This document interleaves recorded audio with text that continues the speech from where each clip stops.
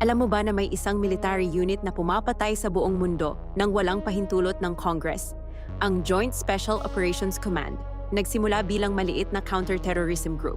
Ngayon, nagpapatay sila sa higit 70 bansa. Si Jeremy Scahill, isang investigative journalist, naglabas ng katotohanan. May mga military sources na nagsalita. Nakita nila kung paano naging Global Assassination Force ang JSOC. Gamit ang Authorization for Use of Military Force noong 2001, pumapatay sila kahit saan, kahit mga American citizen. Tulad ni Anwar al-Awlaki at ang kanyang 16 na taong gulang na anak.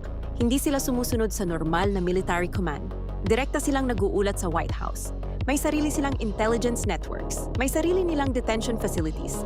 Sa Yemen, Somalia, Pakistan, nagkaroon ng undeclared warfare, drone strikes, night raids. Maraming civilian ang namatay. Habang nanonood kayo ng balita tungkol sa official military operations, may shadow war na nangyayari.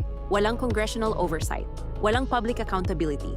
Ang assassination program na ito nagpapatuloy hanggang ngayon. Follow para sa mga classified operations na hindi nila gustong malaman ninyo.